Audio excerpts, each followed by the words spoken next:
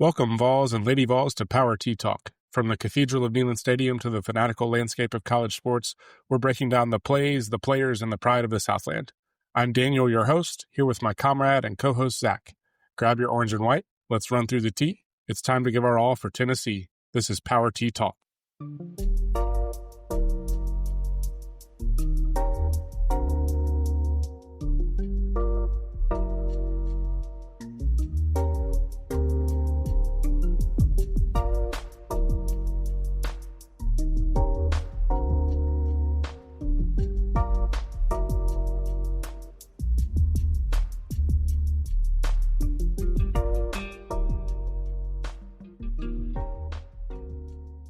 I got to go to that cathedral this weekend, Zack. It was a blast. We'll talk about the game in a second, but I got to take my wife and I got to take our son to Neyland. We got to make a day of it. We got to make a weekend of it. We got to cheer on the Vols in person and see a fun but lackluster game. But talk about, it was like you could not ask for better fall weather. You couldn't ask for, you always like leaving with a victory. It's one of those where it wasn't too hectic and we got to stay the whole time. We'll get to the performance and previewing, but as far as a weekend of college football with my son, it was beautiful. It was funny because I texted you Saturday night. I said, did your son have fun? And then you sent a video of him going, yeah, we beat them bad. Yeah. And I went, man, I wish I was 5 because all I kept thinking was, I hate this freaking team. And again, this is like, we've hinted at this a couple times, and it's not to say we're great at it, but early in the season when we said, like, just enjoy it, it is like, whenever you can, that's the mindset you want to be in. You want to be a 6-year-old in a James Pierce Jr. shirtsy that is just like, I don't care that it was New Mexico State. Look at the scoreboard. Like, it was just perfect. And genuinely, like, I try to lean towards that energy whenever I can. But it's hard to. Like, it's hard not to go into, like, analytical mode sometimes. It's also part of it. I'm watching the game with my future brother-in-law, who's an Alabama fan, and he's got Oklahoma on the big screen, so I'm watching the Tennessee game on a little tablet with no sound, and it's just like, I feel like I'm rolling my eye every third play, and, it's like, it just feels like without the sound, without hearing Neyland, they are just mailing it in. And that might be a little much. Just going through the motions would be more correct, I think. And here's the other part of it. I don't really care. And I mean that in a positive way, because some fans were really upset about the performance. I don't gamble, so that didn't factor into it. But it's just like, I will not care about this game ever if they win the next 2. I will never think about it again. It's the way to think about it. I will say, a couple thoughts on Neyland, and like, it was amazing. Yes. My son got a high five from Josh Heupel on the Vol Walk. He got a Let's Go Boys from Josh Heupel. He got a high five from Star Thomas. Like, just those things where you're like, oh, the seeds of just like loving college football are planted and planted and planted. And now you see why. And I absolutely love that stuff. We looked through the clearance rack at the Vol Shop and found a James Pierce Jr. shirtsy in his size out of nowhere. Mm-hmm. I got a clearance Jemai Meshack shirt. Like, nice. Just all these things that I'm like, bring it on. Like, bring it on. And then, it was great vibes. And honestly, in the stadium, it was great vibes. There was 1 or 2 moments of like, why are you running the ball? Like, I forget the pattern of it, but I think we called timeout to get the ball back before half and then just ran the ball. Yes. And everyone in the stadium was like, kind of like just a WTF. But overall, it was pretty much all good vibes, even with the vanilla performance. It was pretty much all good vibes. And I think people who were just like, listen, we knew what the outcome would probably be, so let's just cheer it on. My wife got a Petro. I got an orange tea. My son had 2 boxes of popcorn. It was exactly what it needed to be for New Mexico State in this like scheduled cupcake week that SEC teams do. And with that being said, I am so glad we'll never have to do this again. I am done with these November bye games. I'm so sick of them. And I think now that Tennessee's good and I can't, like, every single win for over a decade was cool, we're closer to bowl eligibility, or that's going to get us to bowl eligibility. Now that we are past that part of the program, I'm so glad we don't have to do these anymore. Yeah. I'm glad it's going to be a ninth SEC game. Look at the slate this weekend. Really, most of them fell this weekend. And, well, look at the slate this weekend, and that's also what has us in prime time, which we'll get to. It's funny. You and I were talking about kind of how to shift things around and think about this week. I don't even really have game scores. I really don't. And I know I see yours, and like I see why they sit there for sure. You can go ahead and just say yours, and then I have a couple thoughts on it. Offense was a 77. Yeah. Much like Tennessee's offense, I checked out with this grade. I can't remember a more bland offensive day against the bye game except 2023 Austin P, which was not fun. I remember that game. Seems like everyone just wanted to get to next week, which could be fine. We'll see. Those two Joey picks. Brutal. Those are brutal. And if he doesn't throw them, we're probably having a different conversation. But even still, 6.36 yards per play, that's 54th percentile against New Mexico State. That's not great. Yep. Only 4 explosives against them. Not great. Sure looked and felt like an offense that was just trying to go through the motions, like I mentioned earlier. Braylon Staley continues to earn himself money. Thought the run game was fine. Thought the offensive line was fine. And just kind of like we mentioned earlier, at this point in the season, it's just hard to gauge. I didn't see anything new. I didn't see anything creative. It just was like, here's our 15 plays we're running today. Let's go on. And I'm not doing the whole let's keep it vanilla for Florida thing because I remember what happened in 23. So I'm not doing that. But it seemed like offensively, I just don't think they fully were focused for this week, which against New Mexico State, I don't care. I just better not see this happen against Florida. Yeah, as soon as it's like, I guess I'll say it this way. I love this team, but this team's not talented enough to just get off the bus and flip a switch, especially not in Gainesville. And we'll get to it more, but it's funny. The early Brazel completion that led to our first touchdown, we're sitting there. Everybody's still kind of on their feet a little bit. They're wanting some points to happen. We have this, Brazel was like, the throw was a little bit late. Like he was open for a second before Joey scanned back over. So that play was coming towards the end zone that we were sitting near. And it was like not perfectly towards us, but it was enough towards us that it was like, oh, Chris Brazel is about to score a touchdown in the end zone where I am with my wife and son. How cool. He's down at the 1. And so even that play was like just the biggest, like, hey, great, explosive, like early on. And then it was like, oh, a no huddle plunge in the middle is what actually leads to the touchdown. And so even the ones where we had a moment just turned into vanilla as the result. And just like the defense, also vanilla. 79 for them. Dropped them a whole letter grade simply because they were 8-19 on third down. They were 9-24 on money downs, which is actually like good, but it's also New Mexico State. And New Mexico State is like bottom 5 running team in the country.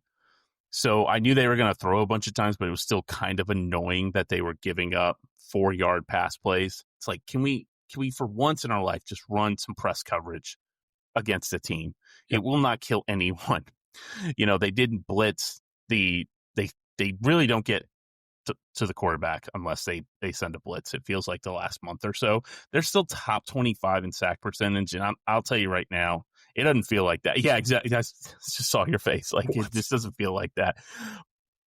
And it was clear what the game plan was from New Mexico State. They were just going to throw it, see what happens. They were, think about how many yards we gave up. They were still 29th percentile EPA per drop back. They were still 25th in yards per play, percentile in yards per play. So that's like fine. I'm not like offended by that. I thought Redmond looked good. I'm happy for William Wright to get that pick. That was really awesome. Still hate the safeties, and please just play Spillman and Perlotti the rest of the year. And Carter's coming back, so that's great. That's really big. But I do not need to see 22 on the field anymore. You know what? I'm not even going to do that. There was just one play I was just like, it just cracked me up. But He literally ran. His job was to take out the offensive lineman because the offensive lineman kicked out by 3 yards, and he still went after him, even though he clearly had the easiest path to a sack you'll find. It was hilarious. 79. It was fine. They're not better. Like, I don't think that's the case, but at the same time, they weren't like a disaster. And I think this is where I like to tell people total yards is not the end all be all. Yeah, and I will say Perlotti, if there's two people on the defense that actually popped in person, Perlotti and Redmond. And again, it's New Mexico State. We're not reading too much into this. I'm thinking about, like, not for the rest of the season, obviously, but for next season, any cupcake games, it's almost going to be like that grade is considered separately. Like, just don't sleepwalk. Just take care of business. Because I think the way we've thought about this, like ETSU and then this game, the grades on these are going to be more noise than signal. It's like, this is just, especially the way the schedule is going to work next year, those games are preseason games, basically. Right. And you've even pitched the idea that they should be, and I actually like that idea. That's what they act as. And so saying, like, oh, who should we track on this? If anything, you're just going to, like, trick yourself. But Redmond got called for a penalty early on. I frankly think it pissed him off, and he made, like, multiple good plays after that. Just a little ticky-tack, and so I think he was like, no, that's not how we're doing this. And then Perlotti he was sideline to sideline, and he also had one play where he absolutely blew up. I don't know, I remember if it was a quarterback run or he just committed downhill on the run game, but he absolutely blew somebody up. And so for a mostly vanilla day, things like that stood out in really positive ways. One thing, and some people are probably going to be like, hey, are you going to talk about Boot Carter? That's going to be an off-season topic that we're going to do. We knew where this was going. I don't think it's necessary to bring it up. I did want to bring this up. How weird was the get Joey 200 yards, bring Merklinger in for 2 plays, and then bring George McIntyre in? What's the plan? What's the goal? My wife looked at me at that point of the game. We knew we were staying the whole time. I love staying the whole time, but I was like locked back in when the backups came in, and she was like, why? And I was like, yes. I was like, I want to see who comes in as a backup quarterback. And she was like, oh yeah. She's like, I remember you talking about that. And then as soon as it was that, I was like, well, we'll see. And then I will admit, when it was McIntyre, I was the guy, one of 7 people left in our section at the end of the game, where I was like, throw it deep. I was like, let him loose. I just wanted to see him sling it a little bit. And I swear, he couldn't look more like Tyler Bray out there if he tried to. Oh my God. Yeah. From like a stature. Right. That super long, lanky. I don't get it. The Merklinger thing does not make sense to me. It's reported by Price and I think Hubs. He's not going to be here next year. And yet, and I would just assume, based off that report, he's not clearly the better backup. So, or else he'd think like, hey, I might win the job next year. So why'd he get 2 plays? Just to keep him on campus the last 2 weeks? Tennessee played him pretty good. He doesn't seem like that type of kid anyway. Yeah. Like, that's in a quarterback more so in other positions. That's a bad look. I think that would hurt you if you entered the transfer portal. I know it's a new generation, but I still think that wouldn't be great. So I didn't get it, other than this, like, baby hypo was like, I don't want the backup quarterback to be any sort of controversy, especially because I know what I have to do Sunday. So let's just not give me a question I have to answer in a presser that's not related to Florida. But yeah, that was odd. Very weird. So, I mean, it was, again, could not be a better day for football. 4:00 afternoon game. Couldn't have asked for a better day. It was great. We got to do we had not told our son about it. I'm going to whisper this part, signed him out early from school. He had no idea why we were signing him out early. We got outside the school, and I said, well, how are we going to get to Knoxville if we don't leave now? And he freaked out. It was perfect. Like, it was everything that it needed to be, and so was the game. You know, it was like, let's move on to the last 2 and tip your cap and go, grab some Gus's and watch other football. Are you going to have the same attitude about football Sunday morning? So tonight he asked me, he said, are you signing me out early so we can go to Gainesville? And I said, even if I could, I don't think I could do it. So we are primetime ABC. Unbelievable. Incredible. And again, like that, of course, like has me in an even worse place. But I think if it were noon, I'd be in a pretty bad place. And so that's not really swinging anything. But I immediately was like, why would it be that with the slate? And then I looked at the slate and I was like, okay, like, I guess this is what it is. It's the SEC bye week, right? Yes. The SEC bye week, and we just fell in a slightly different spot. And, this game has a chance to be hilarious. And then all the other games are next Friday and Saturday around Thanksgiving. And so it was just like, I just the same, if there was another primetime game and this was sitting at noon, I would be just as worried about it. I'm not a subscriber to ESPN Hates Us. And then when I saw we got the 7:30 ABC game, and I don't even know if this is true. I assume Mac Rowley's calling it. I didn't even think I don't about know if that. I don't even know if that's true, but that's just my assumption. I was like, like ESPN. I was like, okay, maybe there is something to the narrative, and it's kind of embarrassing that we are this concerned. It's understandable, but it's also embarrassing. Apparently, it's Fowler and Kirk. I don't. That might be worse. I know it's not going to be fun. Yeah, you think Herbstreit's going to talk about us as a playoff team with 3 losses like he did with Texas? One of my friends got me on the ESPN playoff odds if you can pick the outcomes machine thing, and I wish I had those 90 seconds of my life back, I guess. You only spent 90? You're a better man than me. Well, it was like I couldn't quickly find a way to keep Texas out, and so I closed the tab. So yeah, I mean, I think let's go objective analysis first, as in, what does the roster look like? Why am I terrified? And then, like, genuinely just ignoring the noise that my brain cannot ignore. What does the matchup look like? And then we will get into why I feel like we're going to lose by 28. This is objective analysis. So I want to make that clear. It's important to make that clear because there's any Tennessee fan who says they're looking at the game this way is, I think, lying, even if it is completely fair to look at the game in this objective way, and probably better. Correct. Florida's the worst team in the SEC. They are bad. They are bad. You have to dig a lot to find something they're actually good at.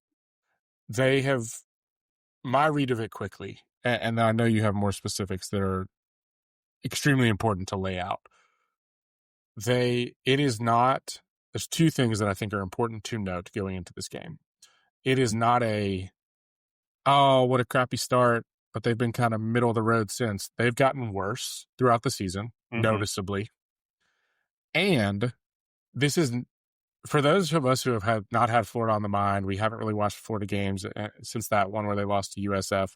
This has actually, in my opinion, not been one of those like, oh, they had a really tough schedule, things broke wrong. They've just played pretty bad. And I think there's a little bit of nuance to that with some of the injuries on defense, but mostly it's just been they haven't been good. No. And it's not a schedule thing. They do one thing well. They run the ball pretty well on first and second down. That is literally the only stat you can truly find that you can be like they're good at when you look at their full profile. They're 18th in offensive success rushing. Like, that's offensive success rate when they rush. So that's literally it, which is totally negated because they're 123rd passing. So, I mean, I haven't looked at all the numbers, and I'm Oklahoma State caveat aside. They're probably the worst passing team among the Power 4. They've had a ton of injuries this year, a ton of players missing. They have 12 players listed as out.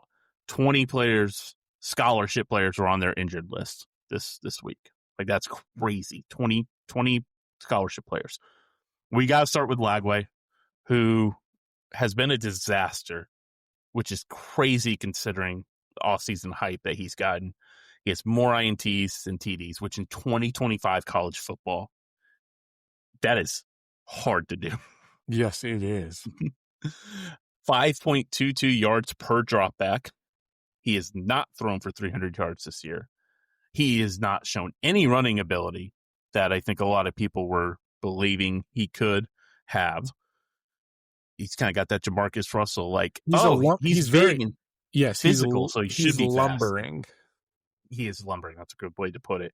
He's going to put the ball in the air. Now, Jaden Baugh is their best offensive player. He's going to probably be an NFL running back, 6'1", 230 bell cow. It's going to remind you of Mississippi State's 2 running backs that we talked extensively about. He's going to break some tackles. He can wear a defense down.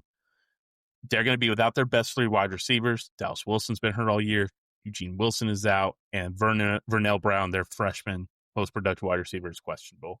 Now, Brown's shown some ability. They're going to run him on some drag routes, some crossing routes, stuff like that. J. Michael Sturdivant's their big wide receiver. He's going to be key on third down. They are terrible on third down. Let me tell you, they are bad. They are a disaster on third down. They're 120th in third down conversion. Golly.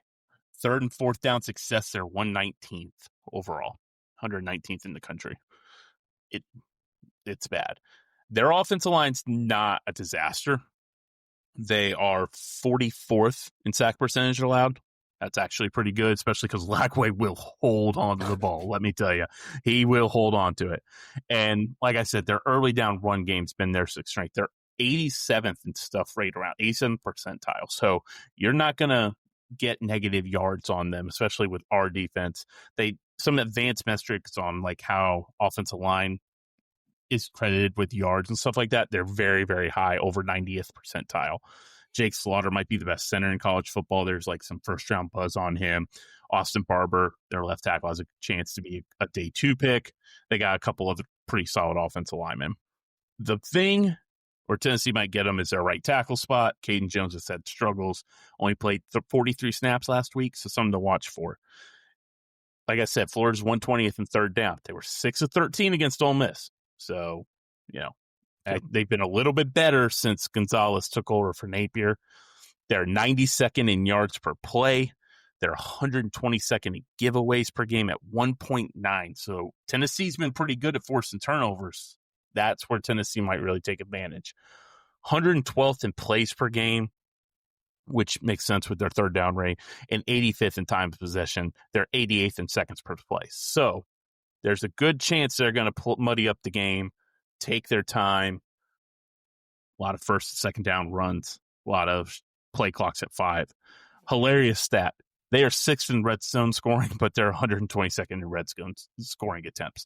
And it'd be even funnier if we weren't one of the 10 worst defenses in red zone touchdowns allowed. So, but it's really funny because, Napier was an offensive coach who was fired as an offensive coordinator in his early days from Clemson. And then Clemson became a dynamite offensive team. And for whatever reason, Napier is like, you're going to have to pry play calling from my cold dead hands, which is what ended up happening. They sure did. And they were okay against Georgia. They were fine against Ole Miss. They were terrible against Kentucky. So I have no clue what we're getting. Billy Gonzalez hasn't, when watching the Ole Miss game, I didn't see a lot of changes. Not that I ever knew what Florida's identity was under Napier offensively anyway, but I'd feel better if we didn't have such a bad defense. Yeah, I will say the one thing I will note about their offense, I watched a lot of the Ole Miss game. I watched some of the Texas game. I think I watched USF early on. If anything, they needed to give Jaden Baugh the ball more. I would agree. Like there were, and again, like how much can you do that? How much can you ride a running back? Like who knows? But that was by far their player that could impact the game the most. That was the way to protect Lagway. That was the way to have any QB run game hit because he's actually not that good of a runner at quarterback. And so there were times where I was like, guys, if if you just would have given it to Lagway and let him go downhill, you would have Mhm. moved the sticks a couple times. And instead it just turned into like stall, and they couldn't hold up once that started happening. And so I look back at Lagway's, or not Lagway, but Ball's game logs, and there's some games where he got a lot of run, but it'll be interesting to see if this is a game where he's about on his average in terms of carries, or if he has like 35 carries against us. Florida goes under center as much as any Power 4 team in the country as well. So it's going to be a little bit of a wrinkle for Tennessee, although they play Kentucky, who also plays a ton of under center. They love doing these play action rollouts that never work. I think that can benefit Tennessee with some of the speed we have on defense in the front seven. I assume Florida's going to try some misdirection stuff, some counters, try and get Tennessee, undisciplined in their gap schemes. Tennessee's got a bad defense, and there's this lingering thing in my head about how bad they were against Kentucky. So I can't even say like, hey, they're so bad it doesn't matter. Like, we should be fine. But if Florida gets like 400 yards on us, then Tim Banks is cooked. Like, that's just inexcusable. And Lagway is going to put the ball up. You got to catch it. Like, when he puts the ball up, Redmond, Turntine, Farouk, whoever has got to make a play, because it will hit a DB's hands at some point. And it's just, they have actually, you're right, done a good job of capitalizing on those things. But yeah, I mean, every single way you slice it in terms of their offense, other than Ball being legit, every single way you slice it is just like, it's not like we're pitching a shutout with this defense, but they should not. The numbers are bad, not middle of the road, bad. Mm-hmm. And so it's just like, if things start to get hairy, it's just like you just throw your hands up, I guess. Because again, if we were facing a team with the same profile, we would feel pretty calm about it. Yeah. Because again, like we weren't that worried about the Kentucky game going in. Neither of us were that worried. And that's when the defense started to really turn in an uglier way, blah, blah, blah. But like, Kentucky whipped this team's butt a couple weeks ago. Whipped them. And I want to point out the third down thing again. They complete 35.6% of their third downs. 35.6. And I get it. We're terrible. We allow 48% success rate. That's 1/16th in the country. But just thinking about like percentages and odds and math, and I was a history major, so forgive me. You would think there's no possible way they go like 7 of 10. I know. And yet, I know. when you're not objective, right, that's kind of the recipe. I think this is how that's going to be won. Because Florida's going to get in some 3rd and 5s. Like, they're going to get in some 3rd and 3s. Can you stop them on 3rd down? Can you get off the field and just not have to worry about it? Because Florida's going to eat the clock. That is going to be the game plan from Billy Gonzalez. So that, to me, is going to be the big factor in this. And also, like I said, catch the ball when Lagway throws it to you. Because all it takes is them actually having the ability to sit on the ball. And early on, Jaden Ball breaks a tackle, which is not out of the question here, and goes 66 yards. Yeah. Yeah. Like, there's absolutely a chance that he's running free in the first quarter, and then suddenly everything is tight. And I would love to pretend like that's not on my mind, but it's very much on my mind. Right. Now, they don't get explosive runs. They're 16th percentile, and Tennessee, not as of late, but has not been a disaster not allowing explosive runs. So that could be important to look at. But even still, it's if you can hold ball to 4 yards carry, not even 3, just 4, and you put Lagway in these obvious passing downs, Tennessee should have some success. When I think back to early in the season, they had dropped the game into USF. They were about to play Miami. And I was thinking, okay, you and I talked about it on the pod. I don't even want to think about this yet. Like, this is so far away that there's so much to learn, blah, blah, blah. But even at that time, I said, what's got me in my head about the swamp is not Lagway. It's not that I think Lagway is going to suddenly break out. You and I were pretty skeptical of him even last year when he started against Infraction. Mm-hmm. It's not even it wasn't even necessarily Ball. It was, I actually think there was a path to them having a pretty nasty defense this year, and especially a nasty front four, and injuries kind of robbed them of that. Mm-hmm. What are we looking at from a defensive perspective? Because again, my brain keeps going back to a defensive front in the swamp that shouldn't give us fits, but finds a way to. Yeah, so they get a big part of that is they get Caleb Banks back. Their massive defensive tackle who's got tons of NFL potential. Very possibly a first-round pick. Very possibly. Look, I am not an advisor. Good for you, Caleb Banks, not quitting on your team. Yep. But you could have. Like, you could have just sat this one out, brother. It would have been fine. But he's coming back. Now, they lose George Gums, who's their best edge player. So a little tit for tat there. Florida doesn't do anything special on defense. The big thing that stood out on the statistical profile is their third down defense is also atrocious. They're 112th in the country. So it's like they don't convert third downs and they don't get off the field on third downs. Like that's a disaster. And then you throw in fourth downs, they're 119th in the country. So it's even worse. Ole Miss got to do whatever they wanted on third and fourth down last week. Kiffin was a kid in candy shop. I mean, he just was eating. He was running a Wildcat, and it was working every single time. Yeah. I know. He was, like he was stealing some Baton Rouge, liquor or something like that, they can get to the quarterback some. They're 44th in sack percentage. They don't have like one guy.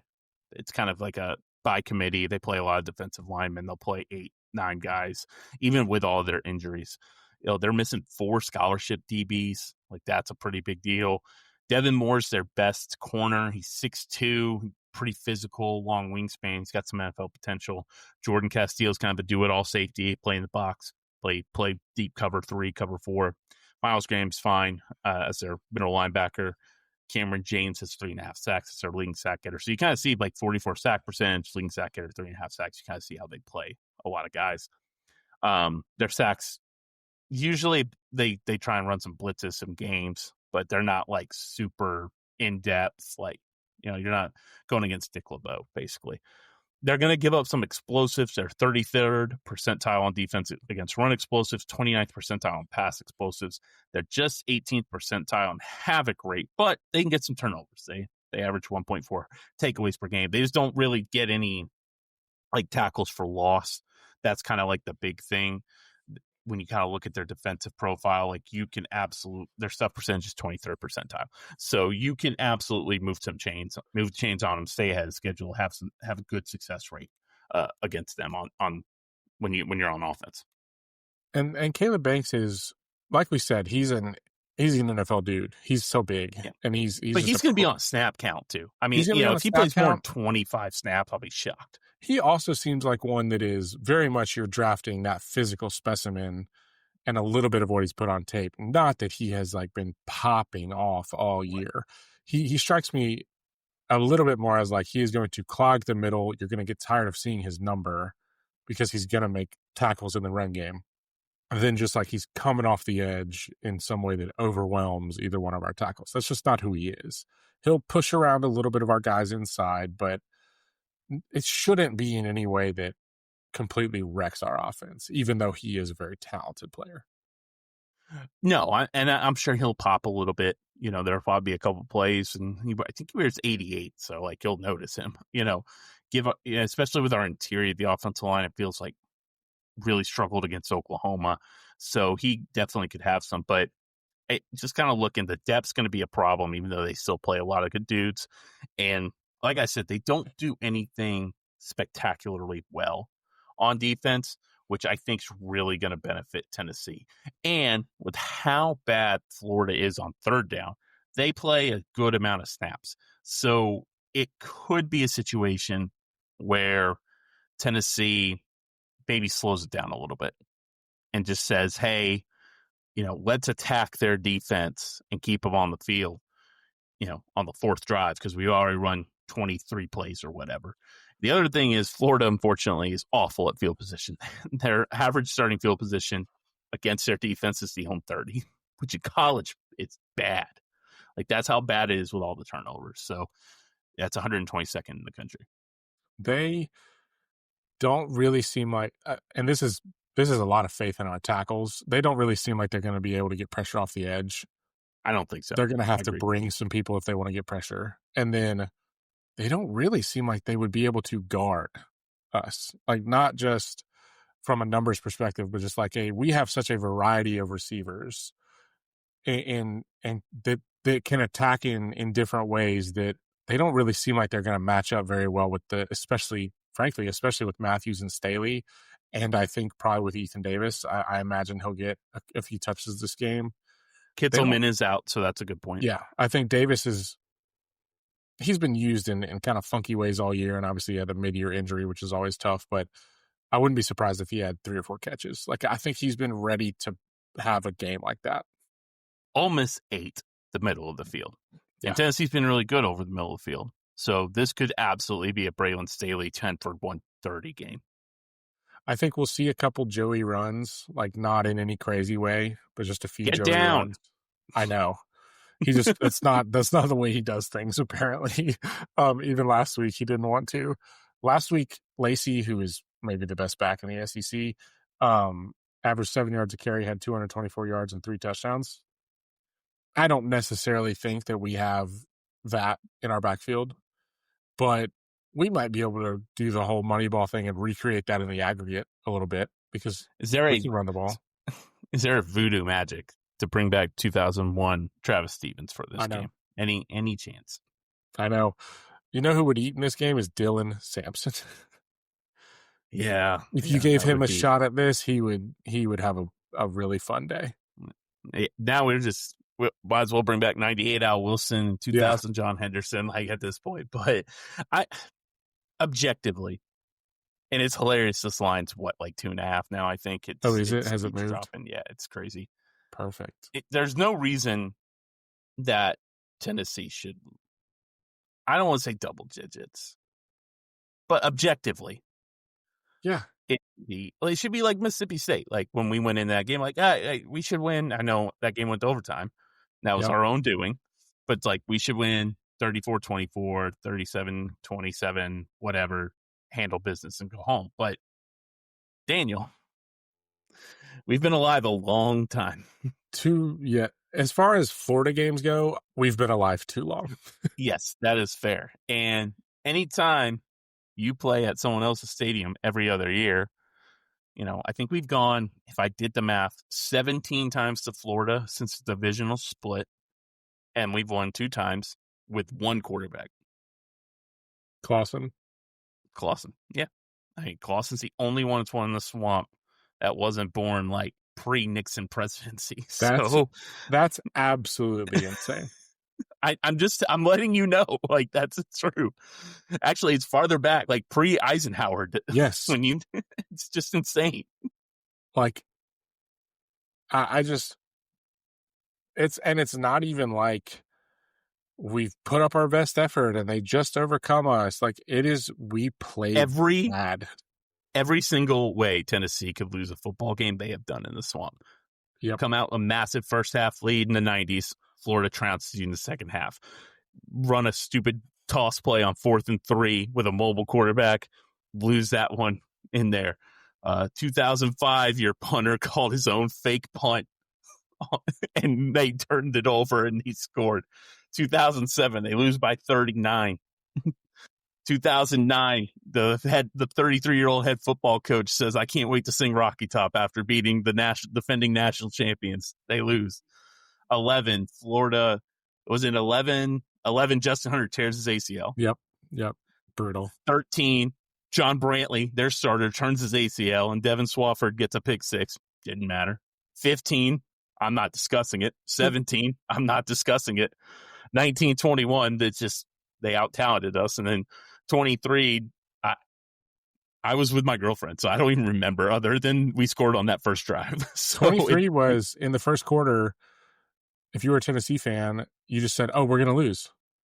Yeah, they scored on the first drive and they all went bad. I just remember being like, "Oh, this is what we're doing today." They've lost on fake field goals, bad coaching decisions, bad quarterback play, bad defense, fumbles, punter calling his own fake. Like, how come we always talk about Jared Garantano calling a quarterback sneak on the 1 against Alabama, but no one wants to talk about Bryn Colquitt calling his own fake punt in the swamp in a national top 10 matchup? No one talks about that. It's honestly a complete whack-a-mole on which That's haunting a great way to memory put it. Like gets me, because like there's mornings where I wake up in a cold sweat and it's Alex Smith. There's mornings where I wake up in a cold sweat and it's Brandon James. I just a matter of. It's like pulling a tarot card. Yeah. It's like pulling a tarot pulled card. Some crazy ones. Punter's an idiot. Bad quarterback play. Coach doesn't go for 2 with 10 minutes to go in a 12-point game. Like, it's there. So this is going to lead us to a segment that I absolutely love that you're going to talk about. I'm essentially frozen in time on thinking about this game. As soon as we were driving back from Knoxville this past weekend, I was just like, this was perfect, and now I have to do a Florida game? Like, that's all I've been thinking of. And of course I'm going to watch it. Of course I'm going to pry my eyelids open. If this were a neutral site bowl matchup and we got thrown this team, I would think we would win by 24. Mm-hmm. This would be the game where our second quarterback comes in and does some hyper stuff and goes for 2 touchdowns, and we're super excited for him the next year. But that's just not what happens in this game. Never does.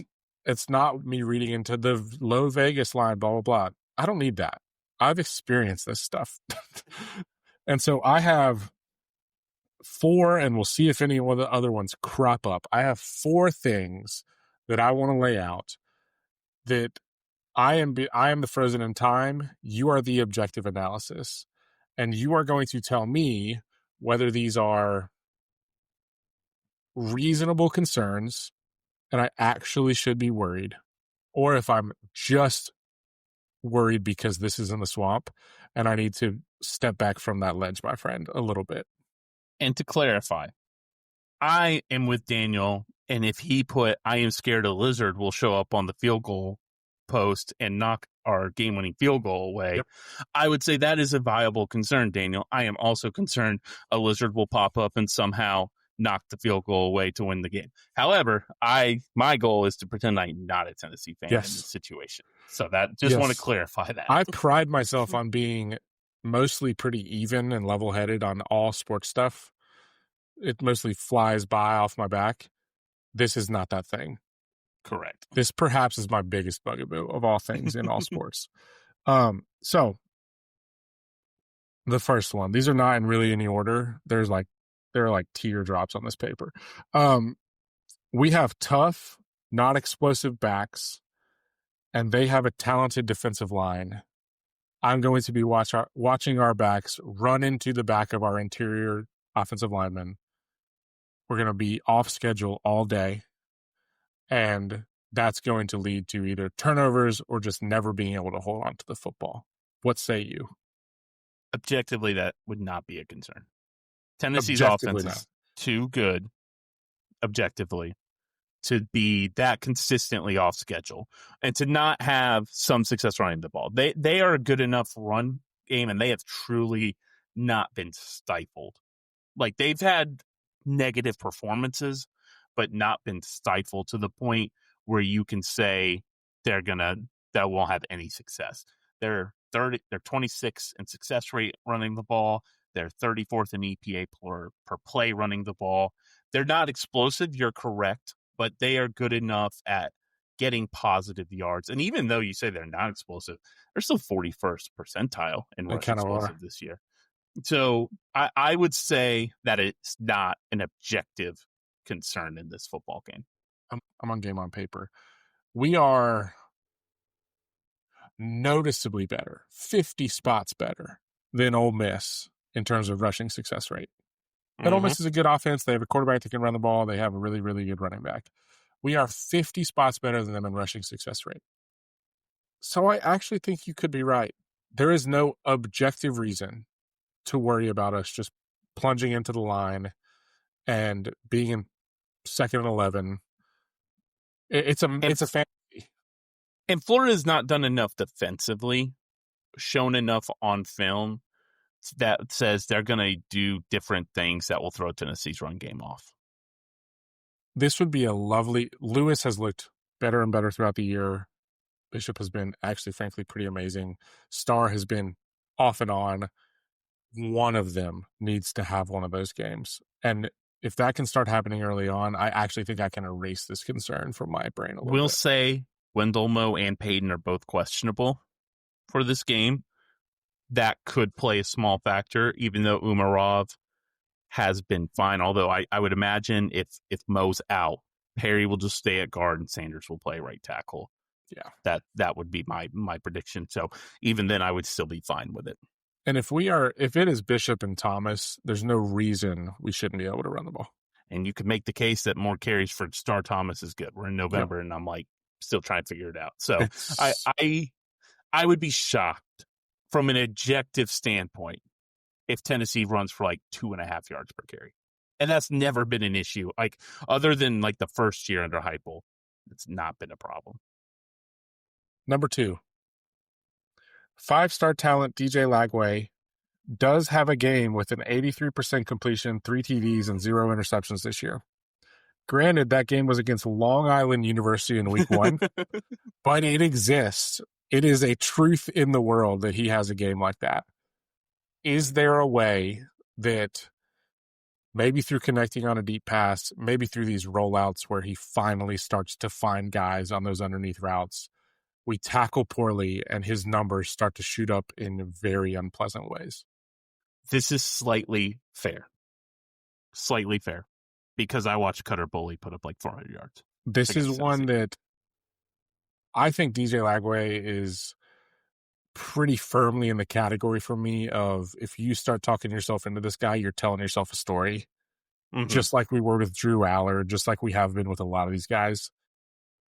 That's probably an insult to Drew Aller, too. I think it absolutely is. Like, from a performance perspective. And so, if this does happen, people need to chill on the hype machine. But he's not mobile, but he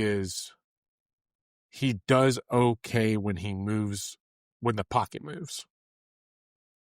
And so, I wouldn't be shocked if they have some very annoying, efficient pass plays. Tennessee is such a disaster on defense. Their 97 success rate of passing allowed, and their 89th EPA per play, and like the passing explosiveness is not pretty as well. Actually, it's not a disaster. I think it's 50th percentile, but still, the point being is they don't do enough. And my other concern would be Tennessee, their ability to get pressure on the road is significantly lower than at home. So I think this is actually a slightly fair concern. Yeah. I would be shocked if Lagway is like 24-31 for 340 and 3 TDs, no picks. Like 17, like 15 of 31, but with some yards. Yeah, maybe a little more efficient. But yeah, like he hits a 70-something yarder that, corner gets burned or guy bites or something like that. I think that's a completely fair worry. I think Hood and actually Redmond are solid enough. Hood is obviously very good. Redmond's coming along. I think they're going to keep things in front of them for the most part. My concern's strictly over the middle. Like over the middle, it's either inexperienced or Keylander there. Yeah. Yeah, I think there's a chance for either death by 1,000 paper cuts over the middle or one bad one over the middle. And then again, suddenly we're off to the races in the swamp. Okay, so we have one that is objectively not a concern. The second one, middle of the road, could be frustrating. Number 3, Jaden Ball. Is this the game where he kind of throws himself back on the radar in some way to say, there's absolutely no way I'm going to be the first running back taken. There's probably absolutely no way I'm going to be the second or third running back taken, but I'm going to be the one that you're happy with as the fourth running back taken because he is so physical. People remember how big he is. And like you said, there's some talent on that line, and suddenly he has a game where on tape he looks like an NFL back, and we know that he can. Absolutely. This is completely a fair concern because ball is good. Their interior, their offensive line, you could make the case there's their biggest strength on their team, and we are a disaster holding a run. Now, some of that's quarterback runs because we just can't contain a quarterback run, but that is a completely fair point. We are 13th percentile in rush per EPA allowed, so that's bad. And we're actually not like horrible like stuff rate, like 59%. We don't allow too many explosive, 46%. The problem is if it's 1st and 10, you get 4. If it's 2nd and 8, you get 4. If it's 3rd and 2, you get 5.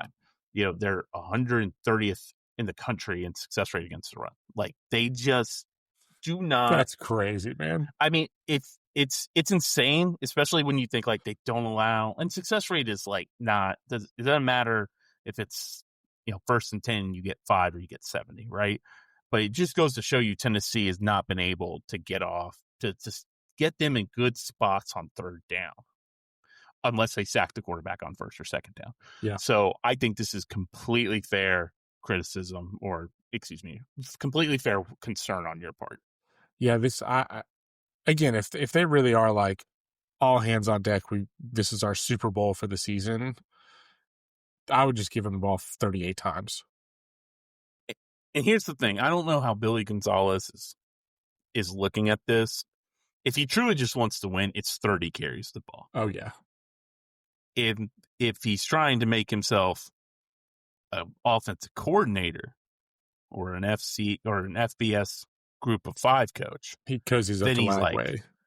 Yeah, he's like, well, if I fix Lagway, or if Lagway has a great game, I can go to coaches and teams and say, look what I did with DJ.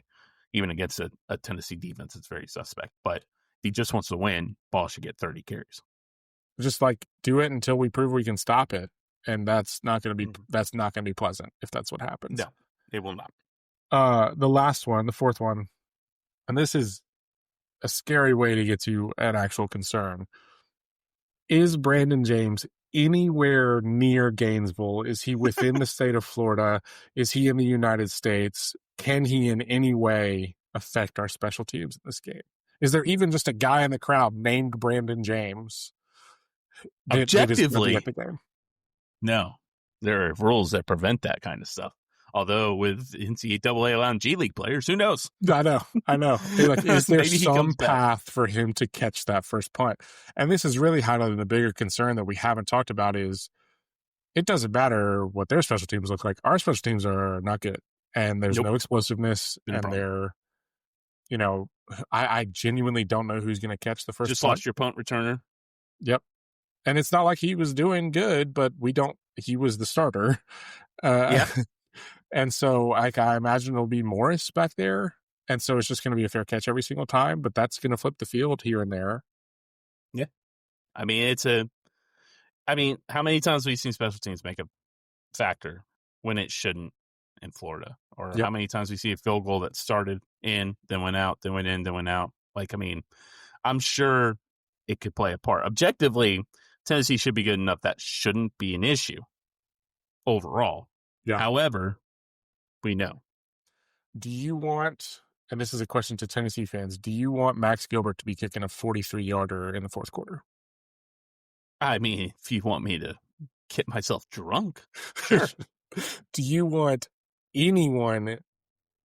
I hope they shank a punt that goes out of bounds. I don't want someone, and this is not in the objective realm. This is subjective.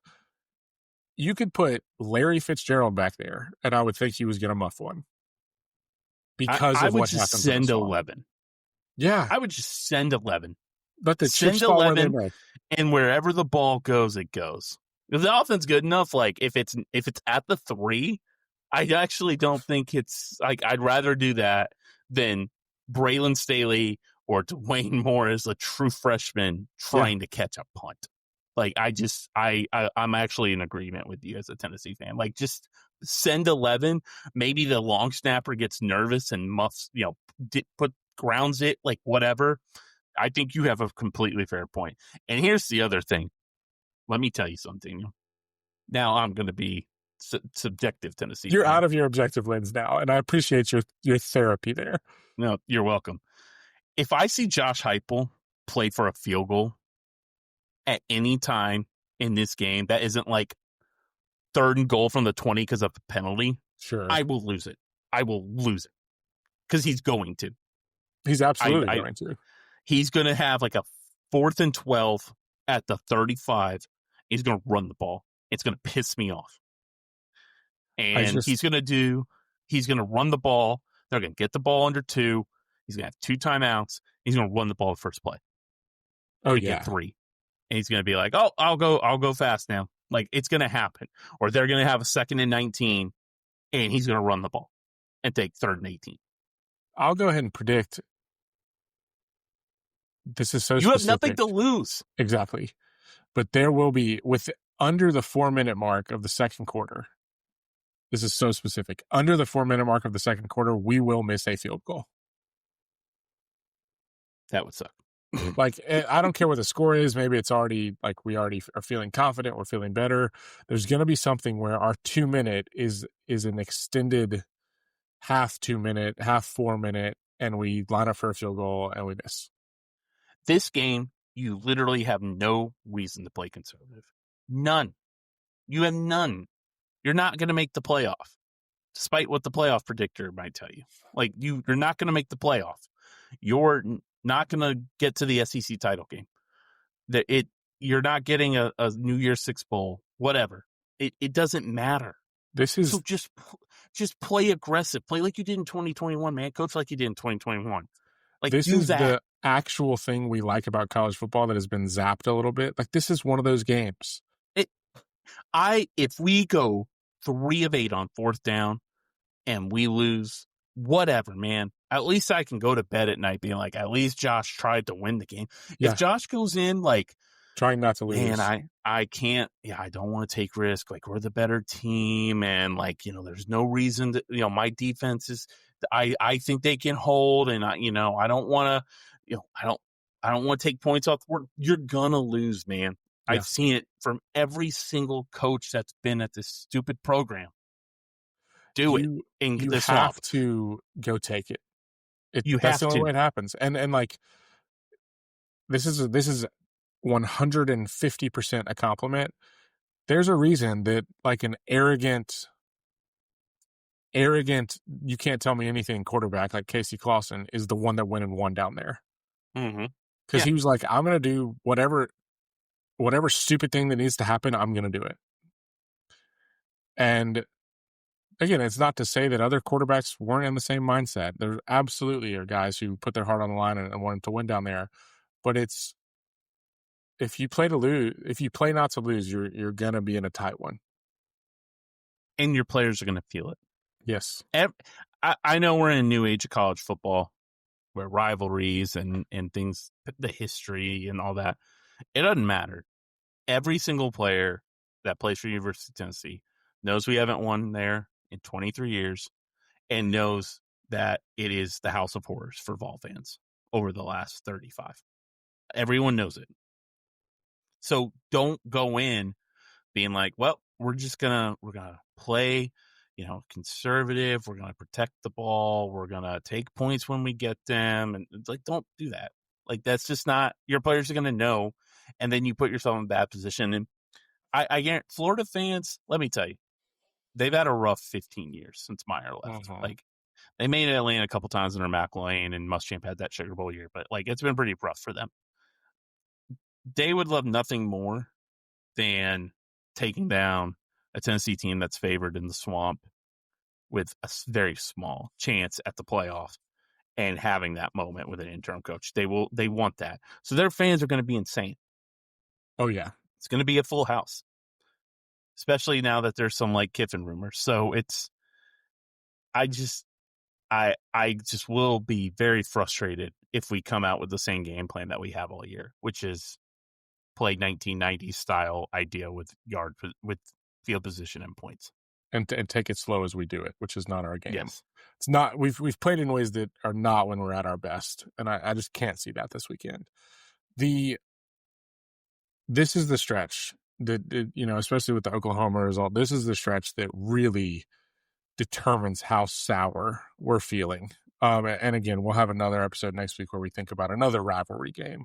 But these two, we said it last week, they have to matter or they don't. And you have to decide before Saturday if they matter or don't. And for me, it matters. For you, it matters. I think, and I was sitting there thinking about this while we were in Neyland, and some backups were playing, like sprinkled in here and there. There's some really interesting roster conversations to have, as in like a lot of different positions that I could go either way on in terms of optimism or pessimism. But so much of that is going to come down to what happens in the next 2 weeks and whether it looks like the team kept their togetherness or bottled up. 9-3 and 7-5. There's a Grand Canyon sized hole between those two outcomes and how you feel. You go 9-3, win the swamp first time in 23 years. You beat Vanderbilt and cost them a playoff spot. Your first team out, maybe second team out. You go, man, we're one kick away with two really dumb turnovers and 14-point swings. With a quarterback that wasn't in the program in April, really young defense when you actually look at the numbers. Okay. That's a good. Is it a great year? No, but that's fine. Program didn't rise per se, but steady. Okay. Still say you're a top 15 program. You go 7-5. Yeah, it changes a lot of things. It changes how positive we were about the program before the year. It changes and ruins a lot of goodwill that Josh Heupel has rightfully earned. And it also brings up like some serious questions about ceilings and floors. And in today's college football, 7-5 year really changes where you are as a program. It didn't used to be like that. I remember when Fulmer went, 8-5 in 2000, I think it was. Things were looked at more of like a 3-year stretch back then. Yeah, they were 8-4 maybe, and people were like, he's fine, whatever, like it's no big deal. 7-5 in today's college football, and you lose your 5 biggest games. You actually think about it. Yep. That is a massive, massive sour taste in your mouth going into December.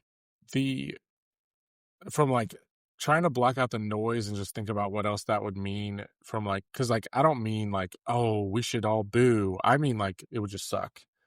But from like an objective perspective, the other thing that it would mean is as we got later in the season and inevitably some of the depth needs to show up and help, some of the freshmen need to show up and help. Some people are injured, some people are done for the year, some people, blah, blah, blah. That would also mean that those people didn't rise how we wanted them to. And I think about like the guys replacing kits and things like that. Like that would lead to specific roster questions about, are we in the right direction on this position group? And so it would be that combined with the sour taste. And then it would lead to a lot of, not like, oh, I'm questioning everything, but like I could question everything. Like I could poke at all of this. Losing 4 out of 6 with your 2 wins being Kentucky and New Mexico State. Yeah. Is a really tough sell to a program. That's nasty work. I mean, that is tough. Do you have a score prediction? Do you want to do one? Do you want to put it out there? Yeah. He says I have numbers in my brain. I said 9-3. Yeah. I said we beat Oklahoma and lose this game. We lost Oklahoma. My objective brain is telling me nothing on paper other than Florida can run the ball successfully against us. That Tennessee should lose.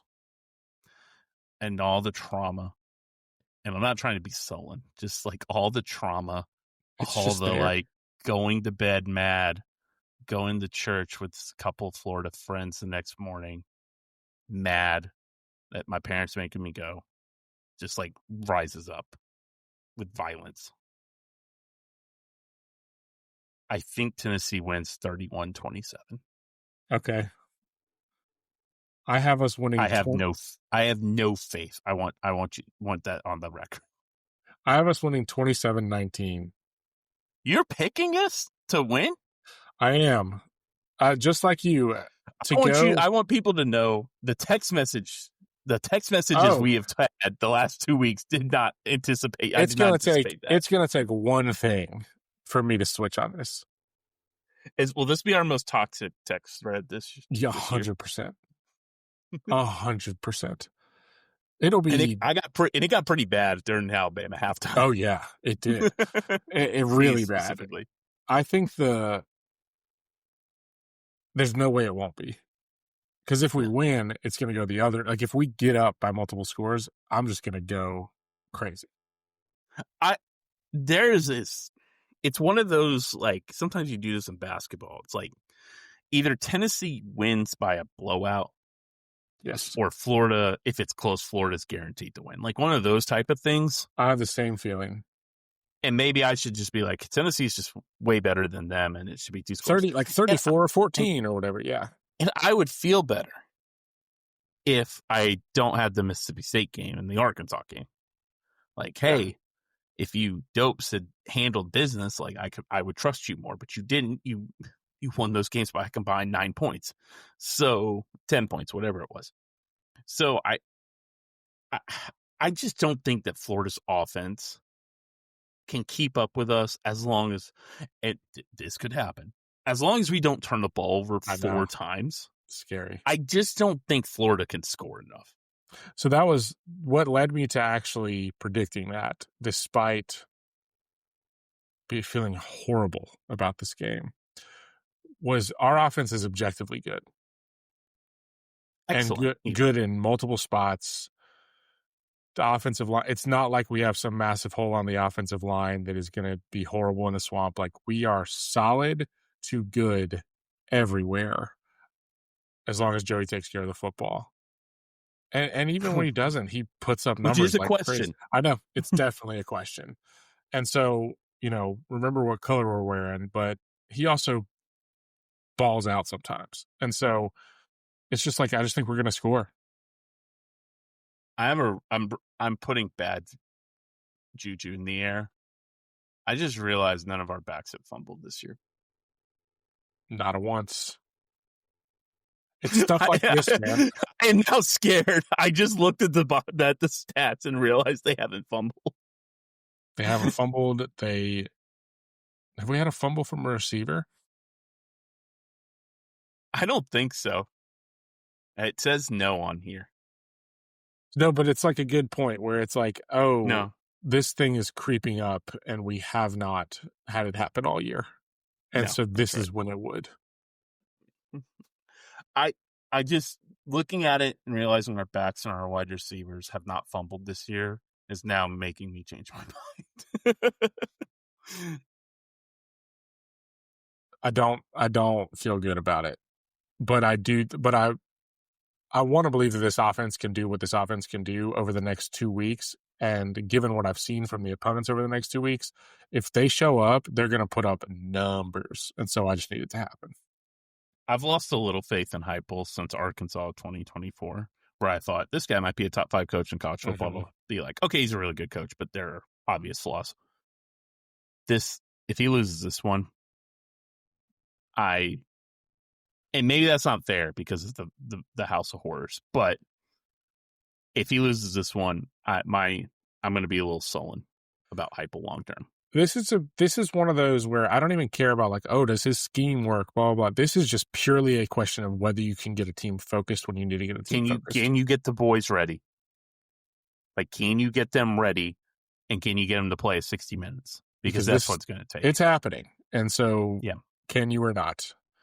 On a lighter note, there's been coaching carousel news.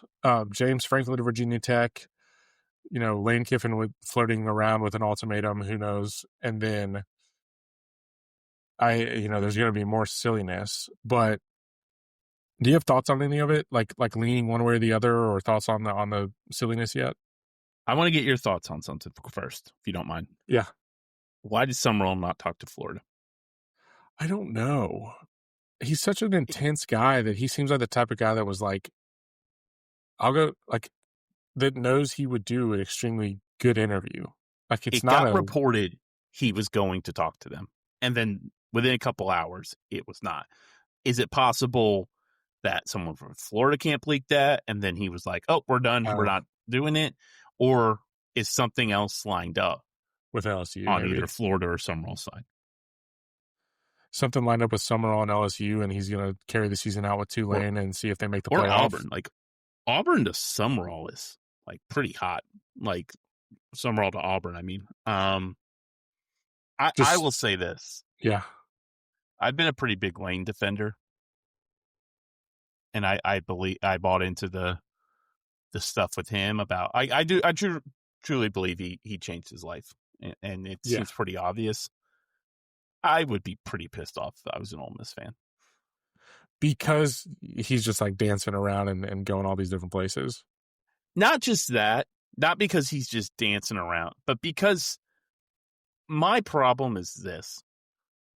It's one thing if you're like interested in those jobs, and it's one thing to say like, hey, I love Ole Miss right now. I'm just focused on the team. And yeah, that's annoying. And I know ever since Saban, lied to everyone and, then took the Alabama job, that's just the go-to now. But the way he's handling it is not how you should be handling this, especially with a school that gave you a chance like them. Like the whole like flirting and then going on McAfee and being like, oh, well, I love Ole Miss and no one gave me that ultimatum. But why would I want to say that I'm going to be here? And Kyron Lacey, some of his Instagram stuff and all that's very interesting. So I'd be upset if I was an old, like you don't actually have to tweet it out, brother. Like, can you not? You're allowed to just be focused on the team if that's kind of your pat line in these pressers. Handle it just like John Summerall did. Just be like, hey, I'm not talking about it. This is my team. Ask me questions about the game. It's like I do. No one can make you say anything. That's a very good point, I think. And I'm the one who, I think like this stuff gets so silly that it's like, where do we come from on actually having a problem with someone's approach to it? Because it's all so stupid. But you are right. The idea that he like has to speak to this stuff, it's not true. You can do whatever you want. You're also a public official getting paid $10 million, man. Like, if it was like 1998 and you're getting like $450K, I really wouldn't care. But like, there's like real money and lives involved. Do you think he stays? No. You think he's gone? I think he's going to LSU. I think so too. I think that's the move. LSU's been too quiet. Yeah, as in there's nothing else going on. Nobody else is on that campus. There's not a rumor mill. Pete Nakos and Thamel's not saying anything about the job. Yep, 100%. That's the thing. Is if I'm an Ole Miss fan, I wish like hell that there was somebody interviewing at LSU right now. Right. Like, can John Summerall talk to boosters? Like, could I get that? Could I get the Lincoln Riley does want to leave USC? Like, article for Feldman? Like, nothing. I know we are not pro James Franklin people on this podcast. It's so hard for me. And he definitely turned up the corniness with the press conference and stuff, so that helped a little bit. But taking a $41 million pay cut to go take the West Virginia Tech job did earn my respect some. And I think they become an immediate ACC contender. Yeah, I really do wonder if Banks ends up there. That's a separate conversation, but I do wonder. I love Virginia Tech, like just personally, family connection there. I love Blacksburg. I love Lane as a thing in college football, not Kiffin Stadium. It's beautiful stuff. Beautiful, beautiful stuff. It's absolutely that team that slots in probably right behind Tennessee and another alma mater of mine.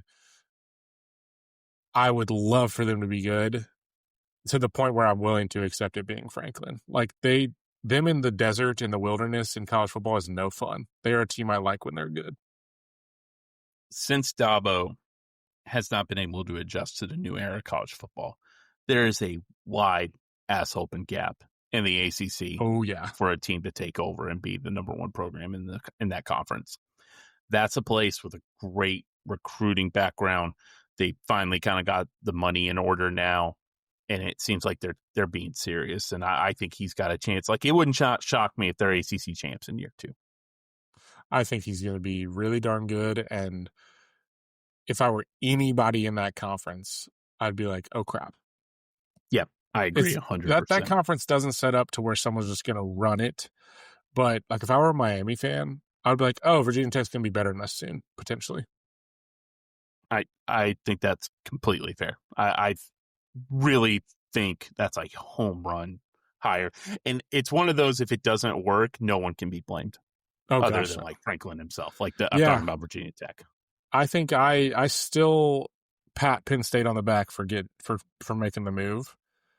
It's kind of a two things can be true situation because I still think it was a good hire for Virginia Tech. It seems like that was just best for everyone. Yeah.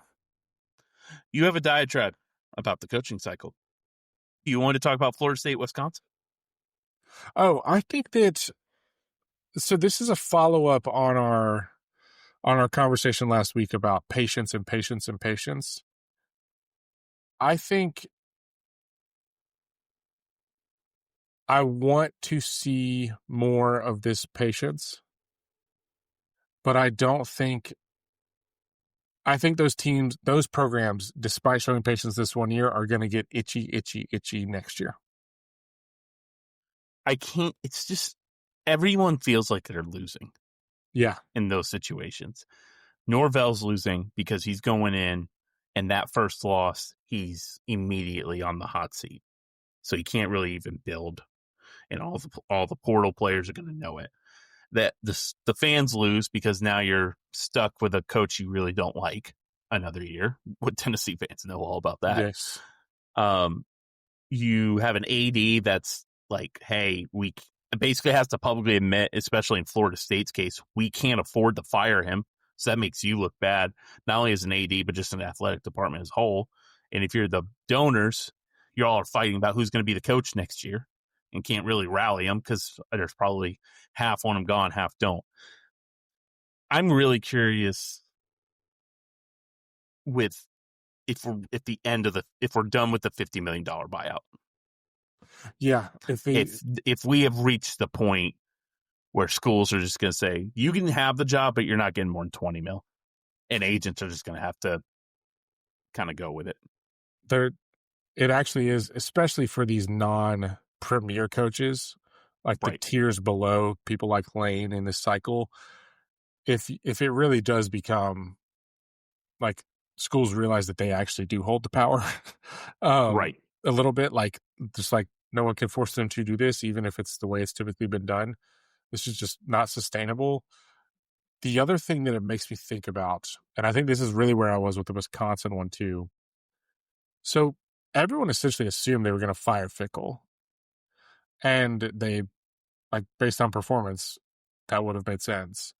And then as soon as they weren't going to, every bit of coverage of it was like, the program's going to rally the troops and throw financial support behind it.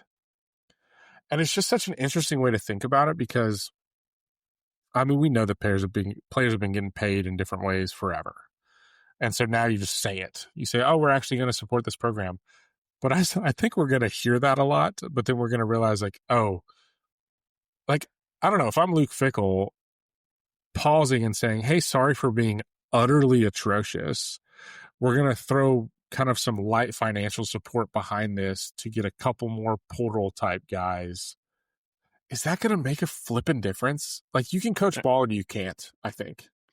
There's two problems. One, players want to still be happy. Yeah.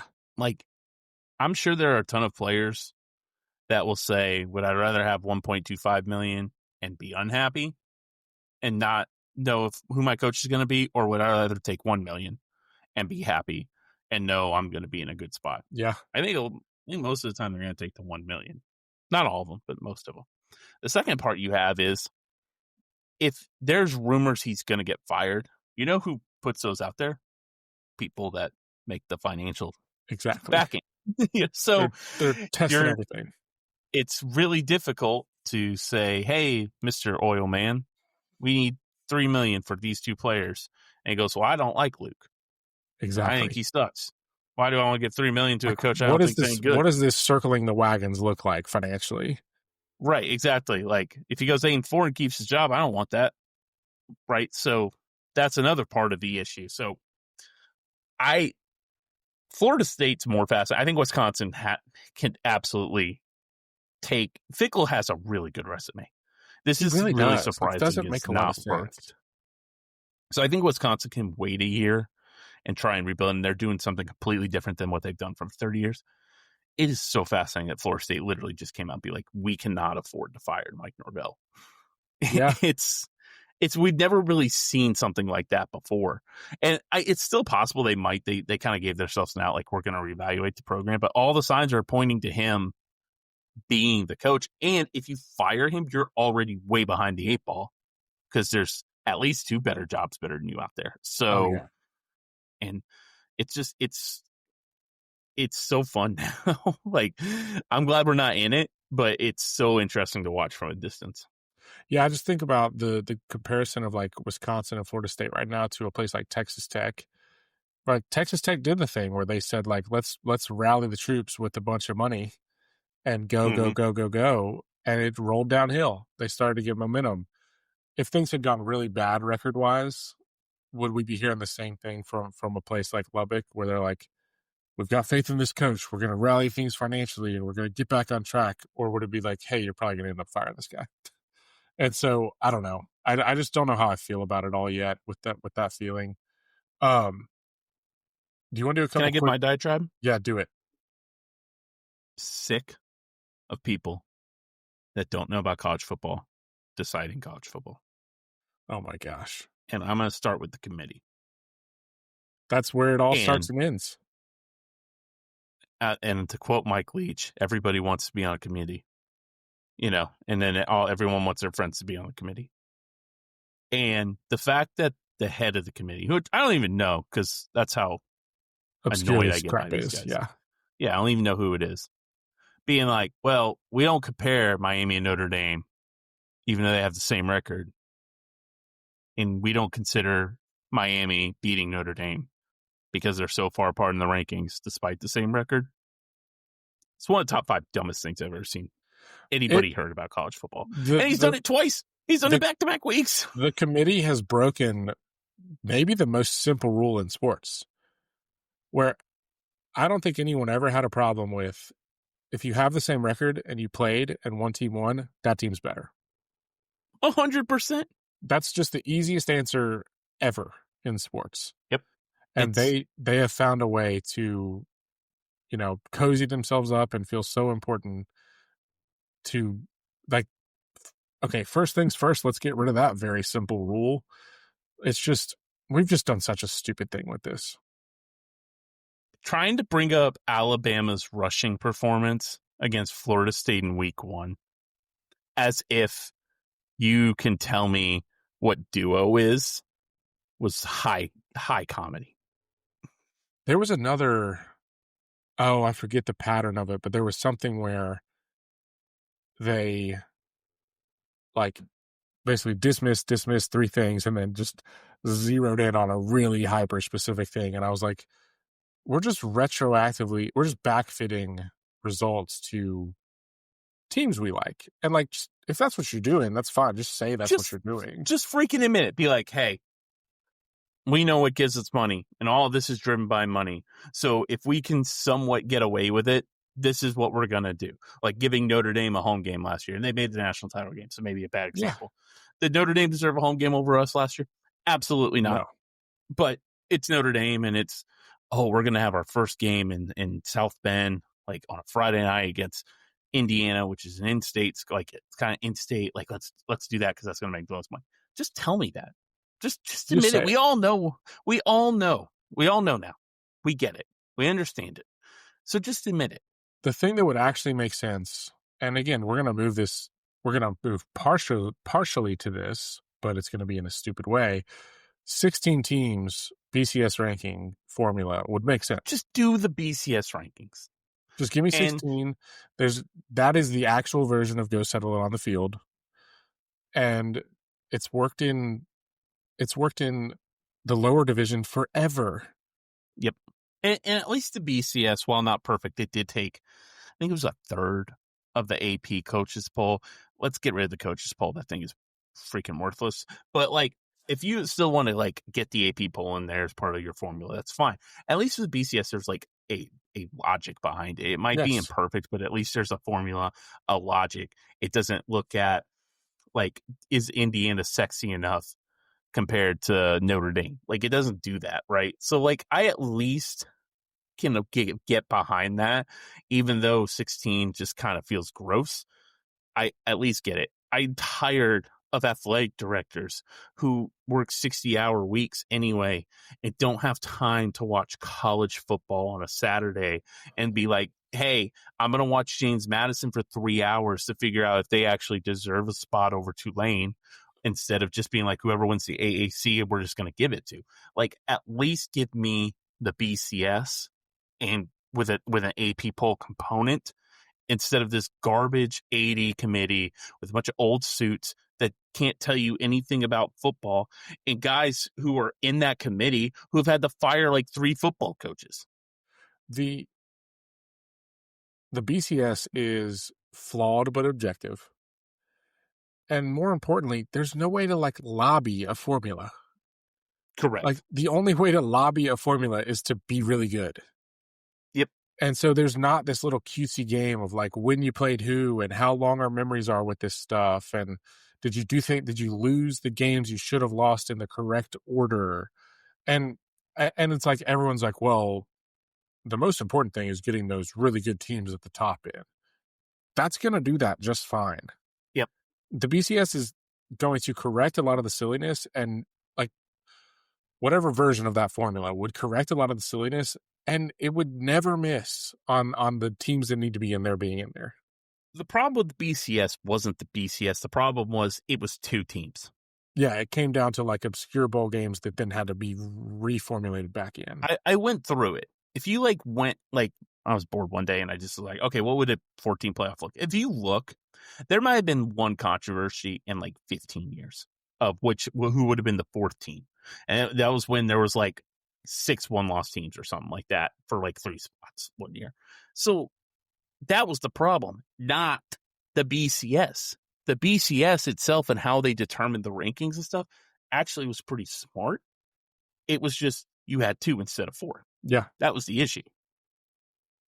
I think 16, a lot of people don't like the 16 idea because they say every year there's only 4 or 5 teams that are actually national title quality.